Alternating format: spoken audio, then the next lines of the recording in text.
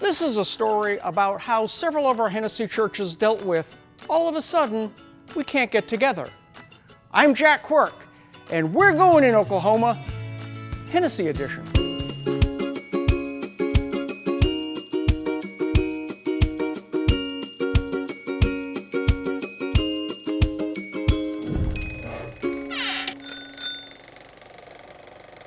You know, the thing about church is a community. We're all gathered together as a body, and so, you feel like everybody's distant and you can't shake hands. And when you couldn't come to church and hug each other. It feels like you've lost everybody. Put it out on Tuesday, no, we're still gonna meet despite what everyone says. Then Wednesday, no, we're not gonna meet. And then Thursday was, all right, we're gonna meet, but in the parking lot, stay in your cars. That was a very difficult time to say, what is next? What do we do now? So what we're just going to try to do is deliver as much content as we can to those at home as if they were here together. Easier said than done. So I thought, okay, the first Sunday I'm gonna do this service myself at my piano. It was a farce. It was really bad, but I was heartfelt in what I did, but I just didn't know how to do it, and I was nervous about it. Some of the challenges that we faced have been technology.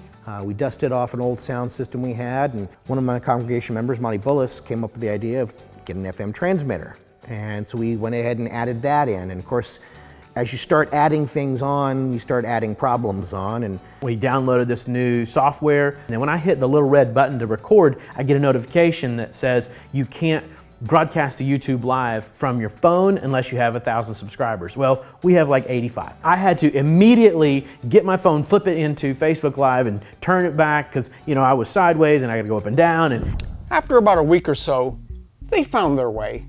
For some churches, it was easier than others. Because of the structure of the Catholic Mass, it was easy to direct the congregation to a website for service. Cristo Rey was the first out the door, so to speak. They simply moved the entire church outside and broadcasted their service live to Facebook. Soon to follow was the First Christian Church with outside services. They also used Facebook Live and added an FM transmitter to reach a wider audience. Now the First Baptist and Methodist churches took a different approach. Pastor Chris Gordon filming their messages in parts, some at the church, and all of the musical segments were produced at Josh Curran's studio, then edited together and sent out via Facebook and YouTube. The Methodist Church went all Hollywood and produced their service like a TV show. We filmed it in segments, edited it together, and posted it to Facebook. Welcome, everyone. So glad you joined us today. Now, just about the time when the pastors got their new delivery method going, they were needed in other areas. A big part of what we do is feed our kids. We feed breakfast, and we feed lunch, and we feed an afternoon snack. When we don't have school, a lot of our kids go without those meals.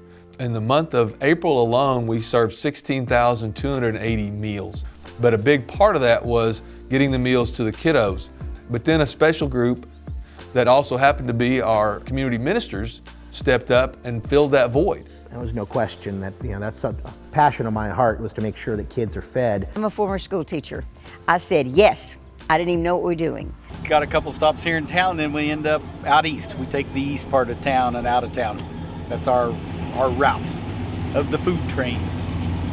It's an incredible help for us. We couldn't do it without them. Because all we do is prepare the meals and box them up. They do the hard part. Now, during this time, a very special group of people in our community was completely cut off from the world. No family, no friends. This was how to get intimate with people who really needed to see you, hear your voice, listen to you sing, and know that you really cared about them. What a day of rejoicing that will be. We are singing hymns of praise and promise with the residents at the care center. But this was more than that.